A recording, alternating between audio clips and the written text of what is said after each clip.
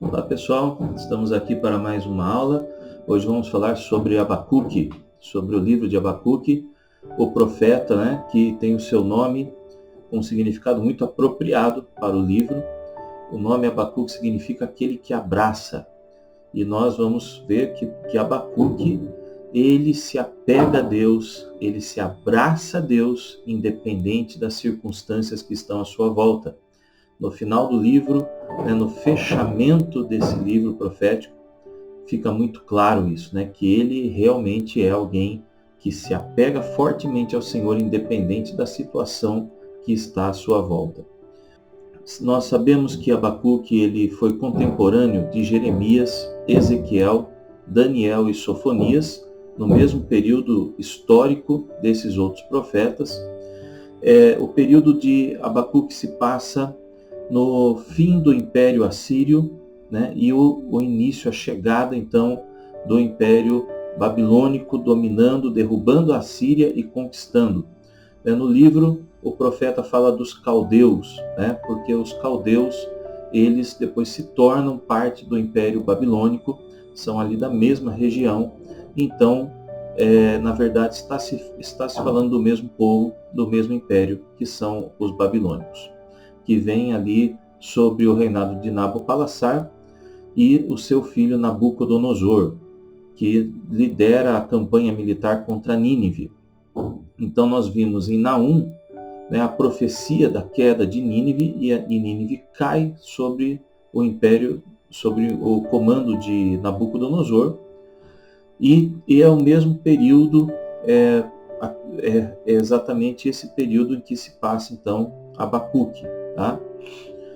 É o final do reinado do rei Josias, que é um rei muito piedoso em Judá, em Jerusalém, um rei que promove um avivamento espiritual, ele promove uma reforma religiosa e espiritual em Judá, em Jerusalém.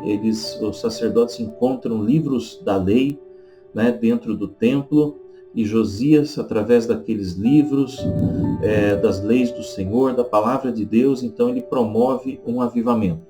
O rei Josias morre nessa campanha militar, onde a Babilônia está vindo ao norte, derrubando, conquistando a Síria está fugindo, e o Egito sobe para ajudar o povo assírio, e atravessa o território de Judá.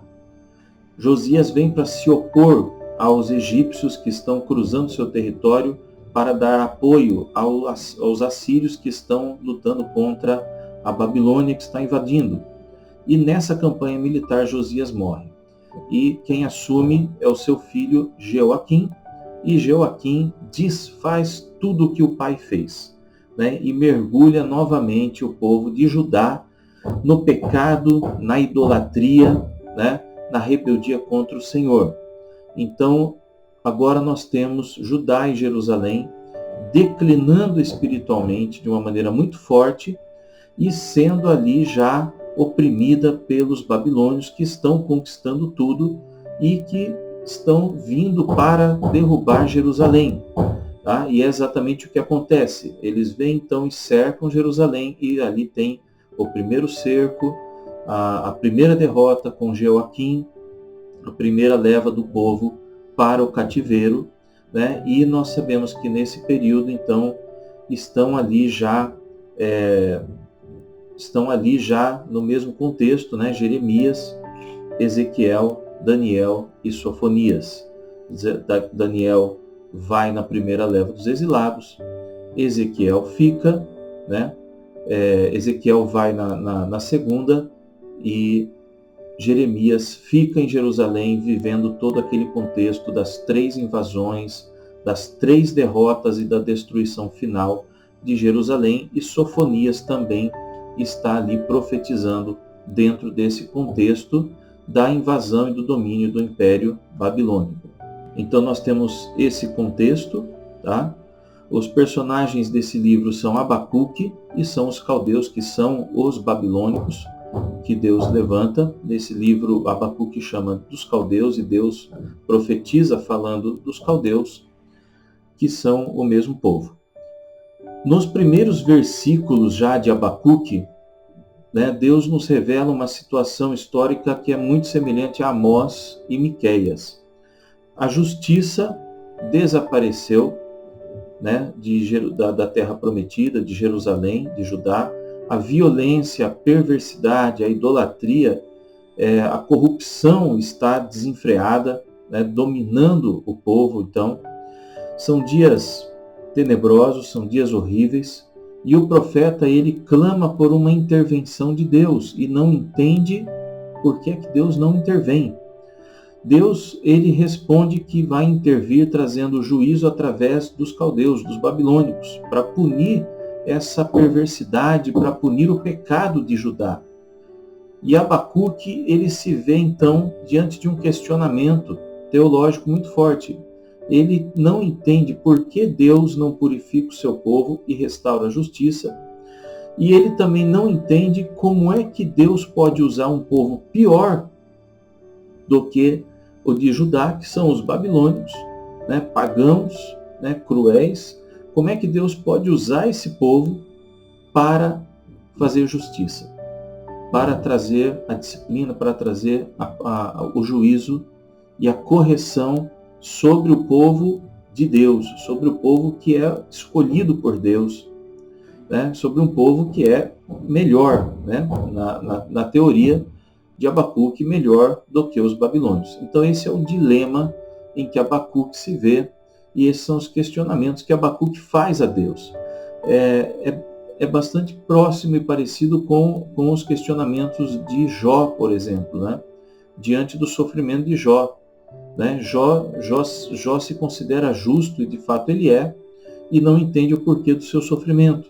E Abacuque, ele olha para o povo de Israel, o povo escolhido de Deus, o povo a quem Deus separou, né? O povo a quem Deus se revelou, né? O povo a quem Deus deu o templo e cuja sua glória, né, habitava esse templo e tal, e ele olha e diz, mas como pode um povo pior, um povo que nunca conheceu a Deus, vir e trazer justiça e ser um instrumento de Deus para a correção de um povo santo, de um povo separado, né? E ele fica nesse dilema. A questão, né, que queima ali no coração de Abacuque, de Deus, diante da promessa da aliança com o povo, do caráter de Deus ali sendo questionado nesse dilema teológico e ético, né? Como é que um Deus bom, né? Como é que um Deus bom traz esse tipo de castigo, permite esse povo estar nessa condição, né? O porquê desse sofrimento, né? O porquê de todo esse pecado ali, né? Como é que Deus permite essas coisas? Então Abacuque se debate com essas questões, mas é uma questão. Não significa que Abacuque está contra Deus, não significa que Abacuque está questionando o caráter de Deus, não. Abacuque está tentando defender o caráter de Deus e a aliança de Deus. Abacuque está questionando, né, e as promessas e a aliança que o Senhor tem, mas o que acontece? A mesma coisa que Jó. Né? Deus, ele não traz uma resposta clara para Abacuque.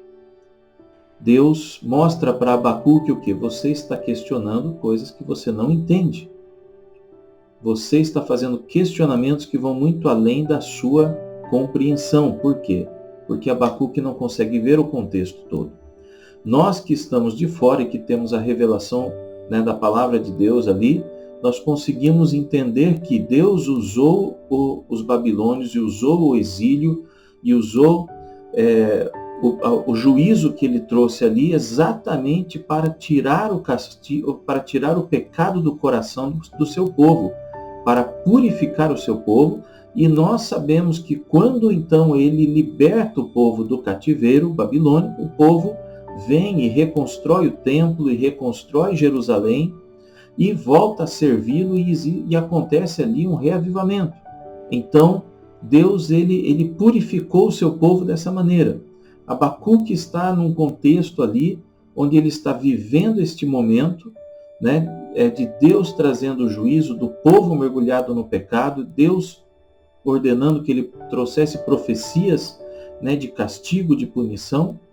E Abacuque, então, não compreende bem essa situação, porque ele está ali no olho do furacão, né, vivendo aquela situação toda em loco, e não compreende porque ele não consegue enxergar além. E Deus responde para ele como? Né? Apenas confie. Você não pode compreender isso. Né? É mais ou menos isso que fica ali, né? que Deus coloca para Abacuque. Mas nós vemos que no fim, o que acontece? Lá no final do capítulo 3,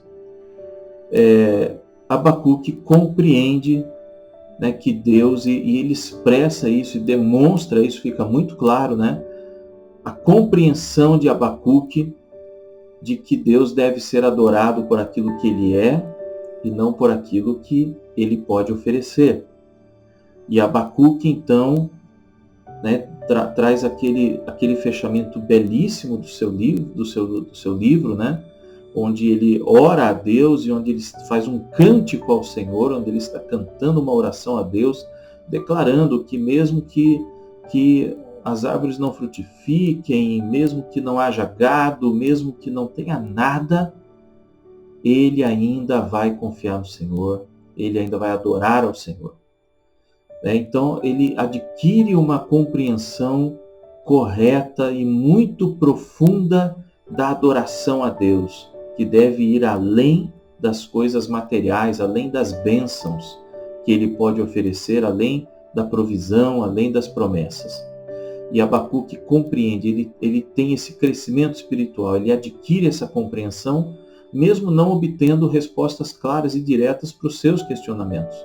Né? E é assim que nós devemos servir a Deus, porque nós podemos estar em alguns momentos assim também, dentro de situações que não compreendemos, que não entendemos por que estamos passando por aquilo, por que Deus está permitindo aquilo, ou até mesmo porque Deus está trazendo aquela situação. No caso de Judá, o próprio Deus estava trazendo esse juízo.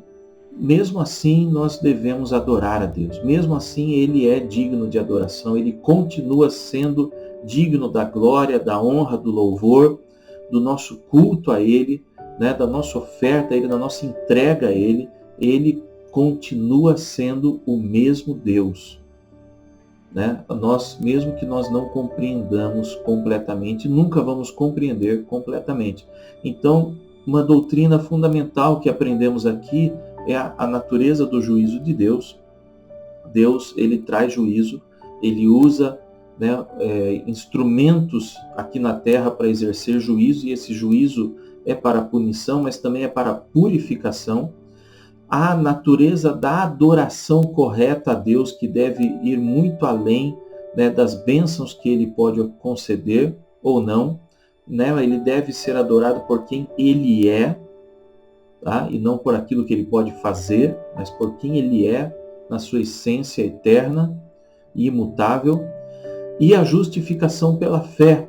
Né? Os seres humanos são salvos por meio da fé em Deus somente. E é isso que nós vemos Abacuque expressando aqui. Né? Quando Abacuque fala do Deus da minha salvação, no capítulo 3, no verso 18. O caráter que Deus expressa aqui é de que Ele é glorioso, de que Ele é justo, né? Ele se ira, Ele traz a justiça, mas Ele também salva. Nós vemos Cristo em Abacuque exatamente nisso. Né? Ele é o Deus da salvação, que Abacuque fala no capítulo 3, verso 18. Cristo é esse Deus da salvação, o Deus que salva. Embora Abacuque não mencione o Messias, não traga nenhuma profecia messiânica, nada, mas ele expressa, né, ele expressa isso quando ele diz o Deus da minha salvação. Ele está se referindo ao Messias mesmo sem saber. Abacuque também prenuncia a vinda, né, de Cristo para a salvação, quando ele diz no capítulo 3, verso 13, saíste para salvar o teu povo, para libertar o teu ungido. Ali ele está também expressando a vinda do Messias para a salvação. Tanto no Antigo Testamento como no Novo, é apontado com clareza para Cristo, como o ungido. Então esse ungido, né, que ele fala ali no capítulo 3, verso 13, nós sabemos porque Cristo é chamado de ungido no Salmo 28, em Daniel capítulo 9, e também em Atos capítulo 4 e capítulo 10, e em Hebreus capítulo 1, verso 9. Ele é chamado de ungido, então sabemos que está se referindo a ele.